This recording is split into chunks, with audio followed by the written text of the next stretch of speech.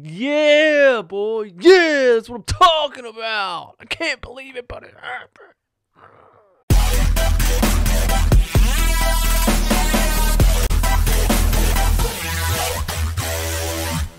It is time to put some respect on Carson Wentz's name. It's time to put some respect on his name. The Fulgen Society, everybody that wrote him off, this ain't the franchise quarterback. It's time. It's time for you to line up and pay for what you did. It's time for you to line up. Get in line. You know who you are. The first quarterback in NFL history to throw for 4,000 yards without having a receiver over 500. Do you understand that? The first quarterback in Eagles history with 4,000 yards passing in a season. The most completions in a single season in Philadelphia Eagles history. This, ladies and gentlemen, is the best quarterback in Philadelphia Eagles history, and you got to deal with it. What this dude's doing is just amazing. It's just nothing short of amazing. He has handled all the slander, everybody coming for him every week when he maybe had a bad game, and he took it with pride, he took it strong, and he carried this team on his shoulders. He carried the practice squad to the playoffs. That's what happened. He carried the practice squad to the playoffs. He made Greg Ward Jr. a #1 receiver. Josh Perkins from the practice squad. Boston Scott from the practice squad. And these announcers of this game were Giants fans. I mean, come on, bro. Come on. These dudes had Giants jerseys on under their suits. They were rooting for the Giants the whole game. I couldn't believe it. Did you hear that sly little thing that the dude said about Boston Scott? Boston Scott scored his third touchdown of the game. And this dude said, well, he might get booed next week. But right now, man, Boston Scott. A little dig at Philly fans. National media hates Philly. They hate us. They didn't want us in the playoffs. They wanted the Giants to win that game. They wanted the Cowboys in the playoffs. Every single national media person wanted the Cowboys in the playoffs, and we beat that. Because of one person and one person only. Carson Wentz. None of this happens without the elite play of Carson Wentz. Now bask in it.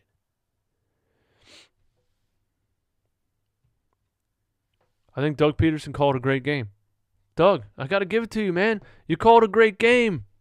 Even when Miles Sanders went down, by the way, Miles Sanders had 50 yards rushing on 9 carries and got hurt. Because it's just the story of the season. We can't just one guy after the other. There's not even enough room in the medical tent. One dude was trying to get in the medical tent, but somebody else was already in the medical tent. We ran out of tents. We need more tents. We need more med tents. There was a meme of like a gigantic blue like circus tent, like the Eagles' new medical tent. It's crazy. Now Carson loses Zach Ertz. He lost Miles Sanders. And he still took this team to the playoffs. Doug Peterson called a great game. He ran the ball 31 times. He passed the ball 40 times. He didn't get too ahead of himself and aggressive with the fourth down forces, going for it on fourth down. He punted a couple times that was necessary, that I was a little bit nervous. Is he about to go for it right now? But Doug called a great game, man. He ran a lot of plays to get Carson Wentz outside the pocket. Play action, bootleg, get Carson rolling to his right. Get him moving so he can survey the field and make a decision. The throw to Josh Perkins, bootleg to the right, reads the field, throws it back across the field, and still leads the receiver into the end zone. You're not supposed to do that.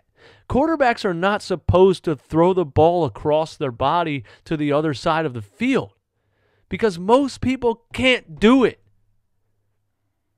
Most people are not Carson Wentz.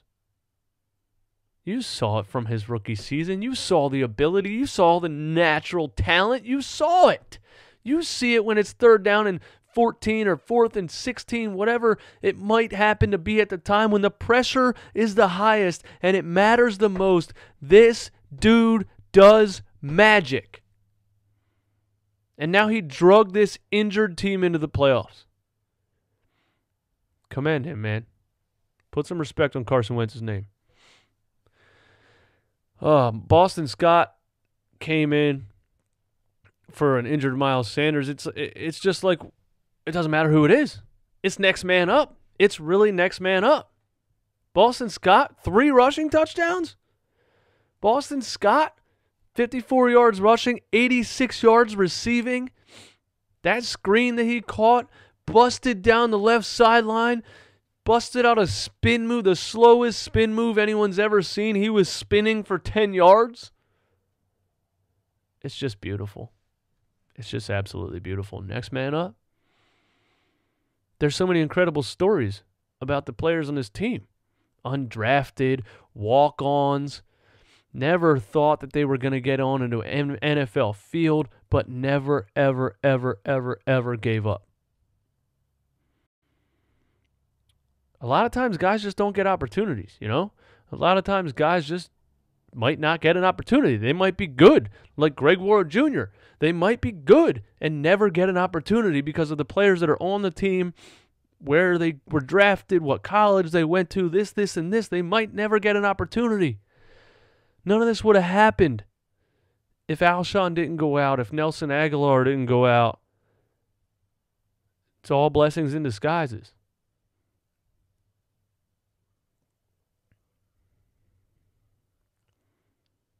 We play a game without Zach Ertz, Carson's favorite target, guy that catches basically everything.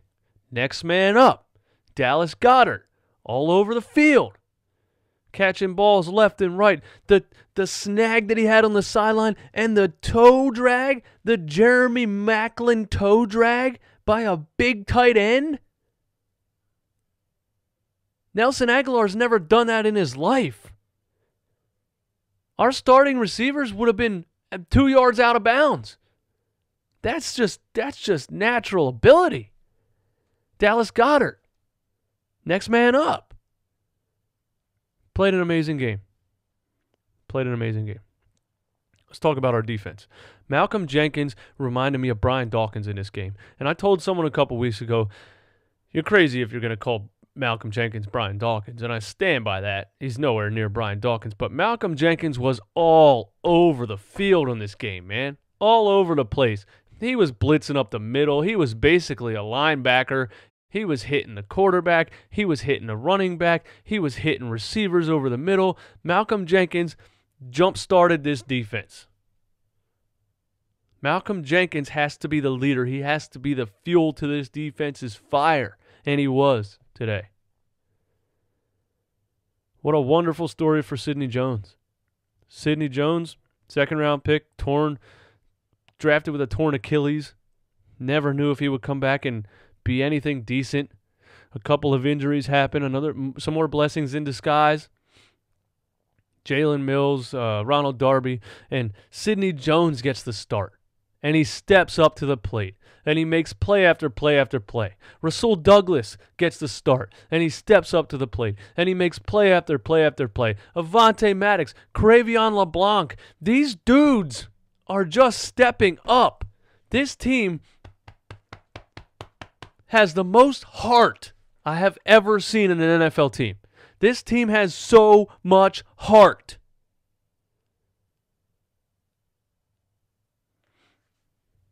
Dallas Cowboys don't have that. Dallas Cowboys don't have any heart. That's why they're not in the playoffs. Way better talent. Way more talent on paper than us. But they're not in the playoffs, and we are. Because of this right here. That second half, listen, we should have had way more points in the first half. Okay, a couple plays here and there we didn't execute. We were only up 10-3. Should have been about 17 or 24-3 at halftime, but we didn't execute on a couple plays. But the second half, When our defense got rolling, and you could see it start to happen when their offensive line got tired. Once their offensive line was tired, our defensive line was eating. Our defensive line was downhill every play, just running right through them. And Daniel Jones couldn't do anything. He got sacked 4 times. He could not do anything. He didn't have time to throw. When he did throw, our DBs were right on top of guys. I can't even count how many amazing plays this defense made in this game. I don't know, you're going to say, oh, congratulations, it's the 3-11 Giants. It's a rookie quarterback or second year, I don't remember, but it's not really about that. This defense has not looked like this whole season. We live and die by that defensive line. That defensive line was on fire today. And once they started getting a little bit of momentum, they were unstoppable. Derek Barnett with the spin moves on the outside. Brandon Graham. These dudes were eating, man. We live and die by that defensive line.